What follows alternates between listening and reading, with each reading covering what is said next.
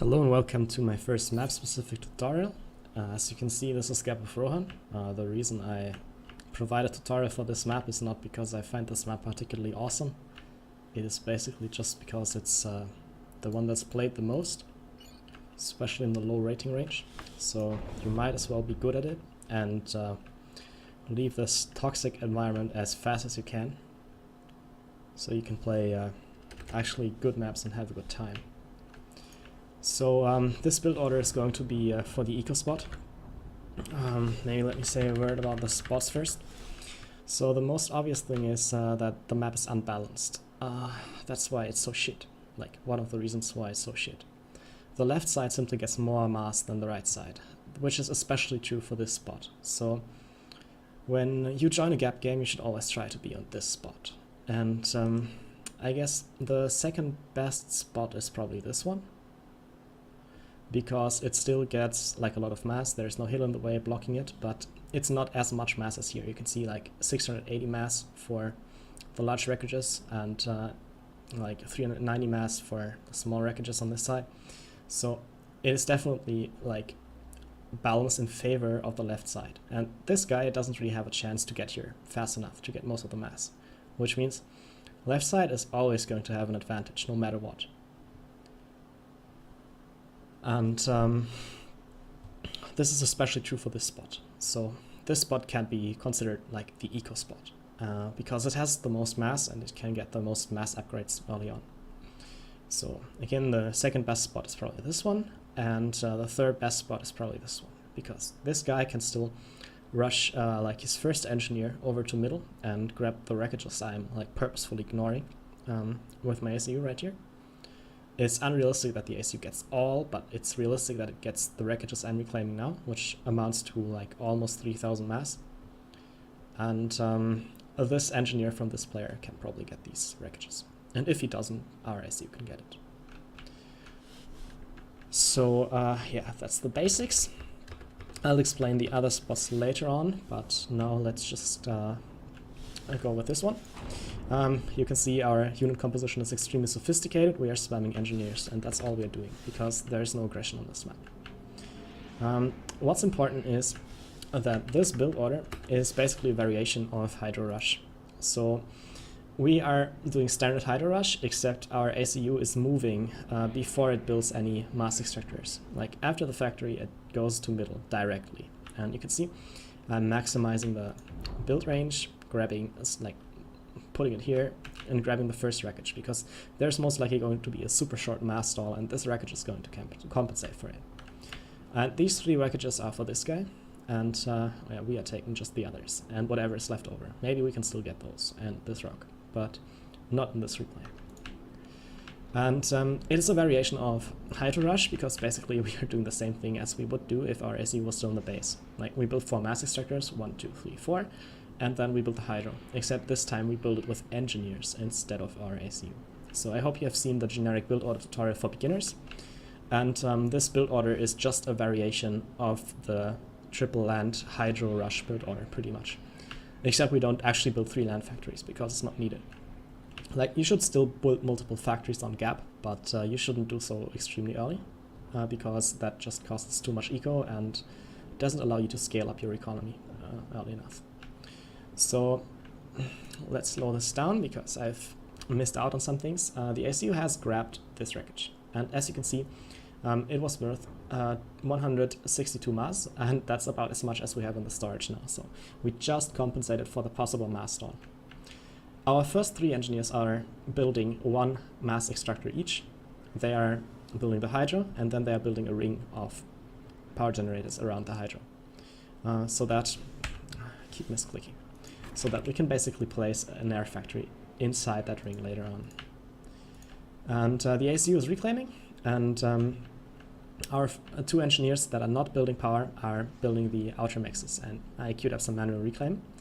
The trees on Gap of Rohan are not worth much, but you can actually make them worth reclaiming by just putting manual reclaim orders. The reason they are not worth much is individually they don't contribute much to your eco, but that is mainly because there are so many of them, and if you use automatic reclaim, that is like alt right click or a patrol order like this, it's just going to take forever to get them.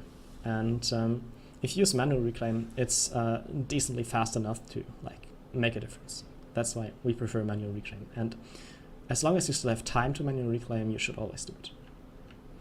And you can see we are overflowing a bit of mass, but the idea of this build order is 3 engineers on power spam are just fine, so we don't power stall. 2 engineers are just fine, so we can grab the outer mixes.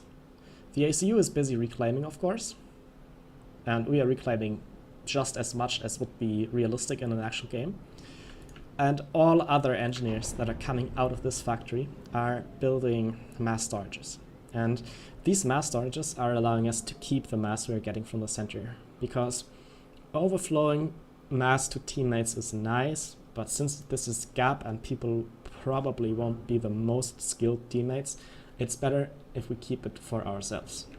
Sorry about that, but that's just how gap works. Like, it comes down to 1 or 2 active players and the rest is just empty slots getting slaughtered pretty much. So we started one mass extractor upgrade, as you can see here. That is just because we had some extra power and extra mass to spend, and we didn't have enough engineers on mass storages to get extra storage fast enough. But this is fine, because there is no way we could possibly get more engineers unless we dedicate some of the power building engineers to support the factory, but that would cost us power and we would power stall. So this is the best thing you can do. You can just dedicate all your initial engineers to mass storages, and after they have 3, your ACU stops reclaiming. After that, there is no more mass in the middle. Like, there's still mass here, but in a real game, there would be at least 2 ACUs per team in the center, and then the mass would be gone. And these 3 wreckages, again, are mainly for this guy, who rushes an engineer, or possibly a drone, to get those. And that's how we can like waste as little mass as possible and not stall power and get as many mass upgrades as possible. So 3 storages. Crap again. 3 storages.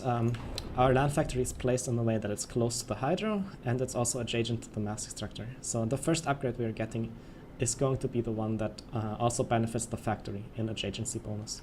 You can see the connection line here, so the factory gets a bonus from it. And when it comes to mass upgrades, you basically make sure that you like, I have them queued up and I have them paused, as you can see, right? So we want to finish one before we start the next. But in the break in which the engineers are moving to the next one, we can already start a second mass upgrade. Like, you can see this is still paused, this is not paused anymore. So just watch your eco and see that you don't power stall, you don't upgrade too much at the same time. Like, if you would upgrade too much at the same time, you would power stall, but you would also lose your mass you're going to put into each mix. So all you need to know for this is each mass upgrade costs 900 mass, and as long as you have more than 900 mass, you can start 2 at the same time. But if you have less than 900 mass, you should not start 2 at the same time and first finish 1. And again, in the break in which engineers are moving, you can unpause the next upgrade, or even the next and the next, depends on your eco really. And your ACU is going to fall back from the middle, because in the current gap meta, unfortunately there are no awesome ACU fights in the center where people build PD, try to rush an upgrade. Back in my day, when people brought all 4 ACUs to the center, we had some really funny fights where people used to rush like gun upgrade and T2 upgrade, stuff like that in the center, and all ACUs would either be busy fighting over the enemy ACUs or support the upgrading ACU. And there used to be tons of artillery in the center and stuff like that, but the metagame has changed and people now basically just go to the center, reclaim as much as they can and go back. And that's why we're doing the same, because if we would try to upgrade in the center, we would most likely die. So the ACU is on reclaim now, but like effectively in a real game, you could probably be upgrading it to T2 or gun, but T2 probably more recommended in the current metagame. And you could even, like, if you don't have the power for it or the mass for it, you could even start the upgrade and pause it. Wait until your ally assists you, unpause it in that second so that the assist command works, and then pause it again so that the ally is using his economy to buy your upgrade while you're not using any. That is extremely opportunistic and egoistic, of course, but it is gap meta after all. So gap players is like 50% retard percent, maybe even good enough to like give you a fight. Okay, so we are building Air Factory because Gap is basically a map with 4 air slots. It looks like these 2 slots are land slots and these 2 slots are air slots, but this is just because people don't know how to play this map. It's actually about air, because you have 3 chokes. 1 choke, 2nd choke, 3rd choke. This choke in the middle is going to be defended by T2PD very quickly. The chokes on the top and the bottom can be defended by air somewhat. So if 4 players make air and no player makes land, chances are, for most games, that it's going to be fine. So you should always get air, and depending on the situation, upgrade the air to T2, get some T2 power generators, upgrade it to T3 while you're making your RAS upgrades, stuff like that. So just pretend the air slot is actually a land slot, and build gunships or build T2 bombers, build T3 bombers, stuff like that, and you're going to be fine. And the Air Factory is also super important because you can scout. Gap is a map where people make tons of mistakes because it is a bit like a sandbox game where you test stuff, except it's with actual people. And you are sharing the sandbox experience together, you could say.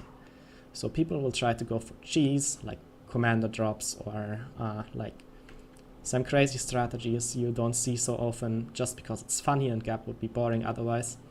And that's why it's important that you scout. And you cannot rely on your allies to scout, because Gap really has some people who stagnate on their level and never improve. And even if you tell them to scout, they will still not scout. So don't count on anybody on this map, and just do your thing. And the intuition behind this build order is you're basically taking most of the mass for yourself. You're immediately putting it into extractor upgrades. You're building enough power so you don't stall. You can also finance an upgrade or try to cheat it from your ally, pretty much. And what's missing here are probably some radars, but maybe this guy can take care of it. Radars are standard on this map, even among people who are not so experienced. And what we would do next is, depending on what this scout finds, we could do more land factories and upgrade our factory to T2, the air factory. And the land factories we would switch from engineers early on into RT later on, and we would fill T2 transport with artillery and drop it on their side of the map. Or we can go T2 air and T3 land and drop Harpies, like T3 Aeon bots on their side of the map. And for other factions, it's basically the same thing, but in like different shades, you could say. Cybran can rush Corsairs from this build, the T2 bomber. UEF can fill a T2 transport with T2 combat engineers, the Sparkies, and build PDs in the enemy base. You just drop them and build PDs. And you can like lock somebody out of their own base, drop your own extra engineers there, capture it, and try to like convert the battlefield into some non-static game where you have one of their bases and you fire from bottom up or from top down, for example. And Seraphim, well, Seraphim can do T2 gunships, or can also do RT drops, stuff like that. And later on it's about getting T3 air and bombers, pretty much, and ASFs. And that's it.